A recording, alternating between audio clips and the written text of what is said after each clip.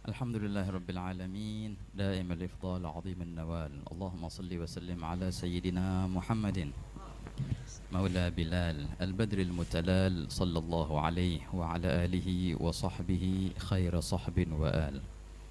Alhamdulillah senantiasa puja dan puji syukur kita haturkan kehadirat Allah subhanahu wa ta'ala atas limpahan ni'amahnya, limpahan hidayah dan taufiknya, hingga Alhamdulillah kita bersama bisa berkumpul dalam acara yang mulia ini dan bersama orang-orang yang mulia. Wa jazallah al-gaimin ala hadzal barnamij khaira jaza. Terima kasih banyak kepada para setiap yang andil dalam acara yang mulia ini. Semoga Allah Ta'ala membalas mereka dengan sebaik-baiknya balasan insyaallah. Di sini Fagir tidak banyak cerita. Mungkin ada satu cerita yang tadi barusan teringat. Sangatlah indah cerita yang diriwayatkan oleh Al-Imam Hakim dalam Mustadraknya. Wa qala ala syarti Muslim, dan itu sanad sesuai dengan syarat Imam Muslim.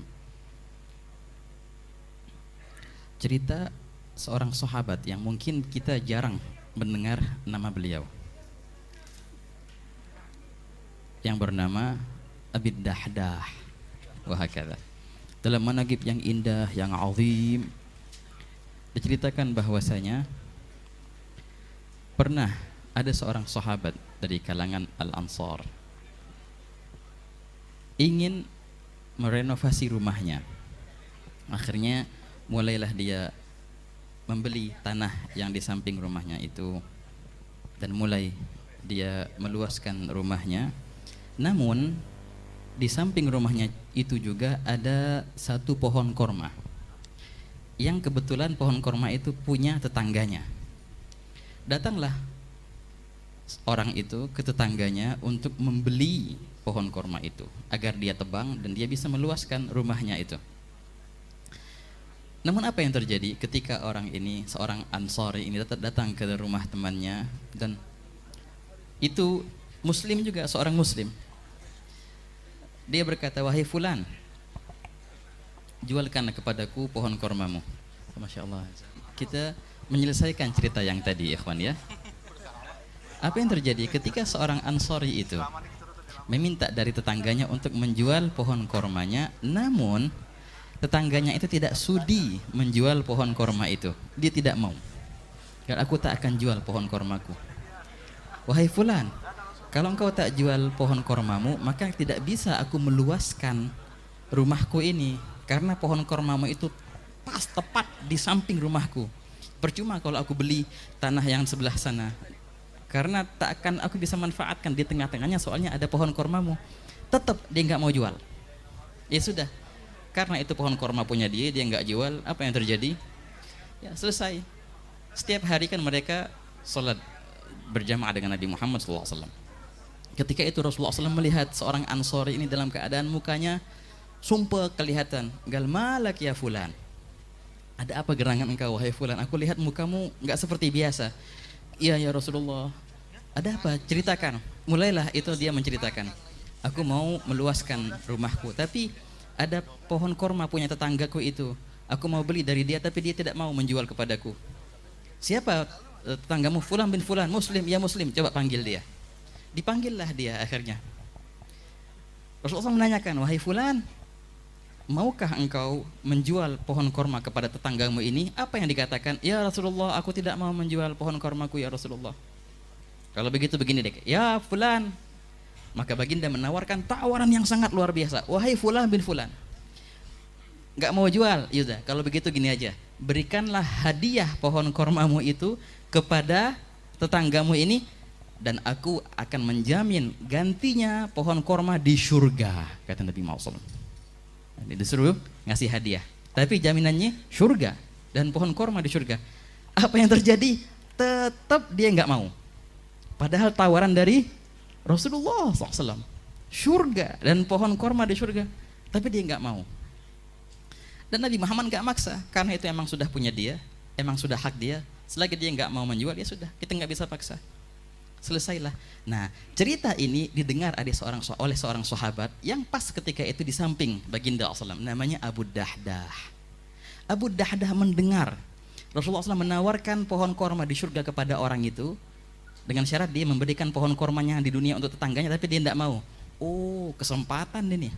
Apa yang dibuat oleh Abu Dahdah? Abu Dahdah akhirnya datang ke seorang yang punya pohon korma itu. Wahai fulan, aku dengar engkau punya pohon korma. Iya, aku punya pohon korma itu. Kau tak mau jual kepada baginda? Engkau tak mau berikan kepada tetanggamu dengan ganjaran surga di sana? Enggak, itu pohon korma punya aku enggak akan jual. Begini fulan, kau tahu siapa aku? Ya aku tahu engkau Abu Dahdah. Kau tahu apa yang aku punyai? Abu Dahdah ini orang kaya, ikhwan. Dalam ceritanya Abu Dahdah itu dia punya rumah yang gede dan kebun korma yang banyak. Dalam riwayat dikatakan 600 pohon korma dia punya dalam kebunnya itu. Kau tahu apa yang aku punya? Mau enggak engkau? Aku berikan kepadamu semua kebun kormaku dan rumahku juga aku berikan kepadamu, dengan gantinya engkau memberikan satu pohon korma itu kepadaku. Mau enggak? Akhirnya orang ini tergiur. Tawaran ini itu bener nanti nawarin kayak gini. Iya benar. Ambil semua yang aku punya. Pohon kormaku, kebun kormaku, rumahku ambil untukmu. Tapi gantinya satu pohon kormamu itu berikan kepadaku. Mau akhirnya ini orang. Untung luar biasa. Ya sudah. Bi'tuka gabil tuh. Aku jual, aku beli. Ya sudah, langsung. Langsung Abu Dahdah ini sebelum beliau mengabarkan ke Rasulullah, dia balik dulu ke rumahnya. Dia mengabarkan istrinya, ibu, wahai Ummah Dahdah, ayo kita beres-beres. Ada apa? Ada apa gerangan? Ayo, ini rumah bukan rumah kita lagi. Ini kebun bukan kita lagi. Ente jual? Iya aku jual. Dengan apa engkau jual? Coba, Ibu Ummah Dahdah, aku semua jual ini karena aku mendengarkan Nabi SAW menawarkan surga dan pohon korma di surga kepada seseorang untuk dia menjual pohon kormanya, tapi dia tidak mau. Maka aku jual semua yang aku miliki demi aku mendapatkan satu pohon korma itu untuk aku hadiahkan kepada Nabi Muhammad SAW, untuk kita mendapatkan pohon kurma di surga. Apa tanggapan istrinya? Coba tebak tanggapan istrinya apaan? Istrinya bilang apa? Bukannya oke lagi. Kalau oke masih kurang. Istrinya bilang kayak gini, Robi halbay ya Abu Dahdah, sungguh untung besar bagimu wahai Abu Dahdah. Setuju istrinya dan sangat semangat mendukung suaminya atas pengorbanan yang luar biasa ini. Langsung si istri itu beringkes kalau bahasanya, siap-siapin bajunya keluar deh. Kemana? Nggak punya rumah lagi sekarang, nggak punya harta lagi, nggak punya kebun lagi. Semua itu demi mendapatkan pohon korma di surga dari bisyarah Nabi Muhammad SAW. Keluarlah akhirnya Abu Dahdah dengan sendirinya, dia datang ke baginda Nabi Muhammad SAW. Gali ya Rasulullah, aku mendengar engkau meminta orang itu untuk menjual pohon kormanya, namun dia tidak mau. Ya Rasulullah, sungguh aku telah membeli pohon kormanya. Dengan apa engkau beli wahai Abu Dahdah? Aku beli dengan semua yang aku miliki. Sekarang itu pohon korma telah menjadi punyaku dan aku hadiahkan kepadamu wahai baginda, agar baginda sendiri yang memberikan hadiah pohon korma itu kepada orang yang mau meluaskan rumahnya itu. Dipanggil tuh orang Ansori, ente mau ngeluasin rumahnya? Nih, pohon korma sudah jadi punya kita, ambil tuh pohon korma, ente luasin rumahnya. Pertanyaan, apa yang didapatkan Abu Dahdah? Abu Dahdah nggak punya kebun lagi, nggak punya rumah lagi, tapi lihat, baginda memberikan bisyarah yang luar biasa. Baginda berkata, kam min idqin raddah li Abi Dahdah fil jannah. Aku melihat banyak sekali dari pohon korma yang penuh dengan buahnya, sampai-sampai turun tuh pohon korma karena kebanyakan buahnya. Idq artinya tamar, raddah yang sangat penuh dengan buahnya itu. Aku melihat itu kebun di surga sana sudah menjadi punya wahai Abu Dahdah. Apa yang terjadi ikhwan? Abu Dahdah nggak punya rumah akhirnya. Masuk dalam Ahlus Suffah. Berapa hari kemudian terjadi perang Uhud dan beliau wafat mati syahid di perang Uhud. Ketika itu baginda SAW ketika berdiri di depan jenazah Abu Dahdah, baginda berkata, seakan-akan ka'anni bi Abi Dahdah, seakan-akan aku melihat Abu Dahdah sekarang memetik kurmanya dan dia berada di kebun kurmanya. Di mana? Di surga sana. Wah, kata ulamanya sebenarnya yang didapatkan Abu Dahdah ada yang lebih dari kebun kurma di surga itu ataupun istana di surga itu. Apa yang dia dapatkan? Yang dia dapatkan adalah senyuman Nabi Muhammad SAW. Yang mana senyuman itu lebih mahal dari segalanya.